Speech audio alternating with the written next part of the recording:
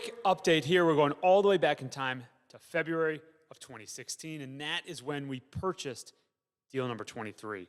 We'd bought this. This was a rent-restricted apartment community. We knew that going into it, and we knew we had a long time to go before those rent restrictions burned off, but we're getting closer. In 2019, we fully refinanced this property. We have 10-year fixed debt at 3.9% with Fannie Mae, so we're in great shape on the debt front. Even with the housing restrictions in place, we've seen rents go up about 8% a year on average. That's what we're seeing, and we've maintained 90% retention. So it's been very good from an operating standpoint, but in January of 2026, that is when these rental rates and housing authority restrictions start to burn off. And how that process works, I wanted to just provide some context of how that's going to work.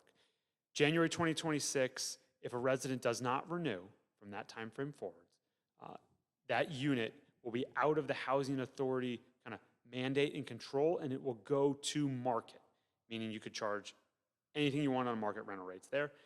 Right now, market rates are about double what we currently have on the deal, so rental rates will go up there, or we'd be able to.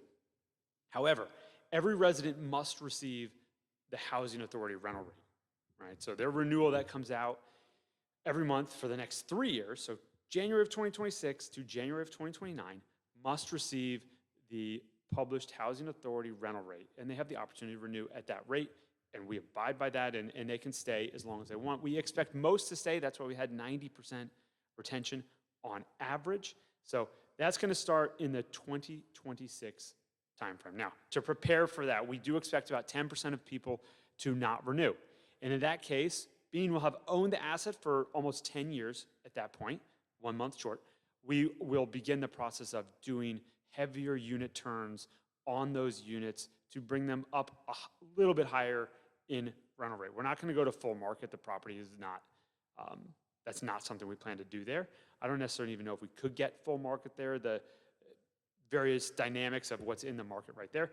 However, we're going to improve the units one by one on turnovers, and that's going to be based on using cash flow that we have from the deal to make those improvements. Now, we're always trying to maintain housing affordability. That is something we have always been focused on here at Greenleaf. We believe an affordable community that has high retention, a good resident experience, will then also have a beneficial investment experience for our investors. And the balance of that is really what's needed to have a good, long-term, safe community. So that's what we are working on.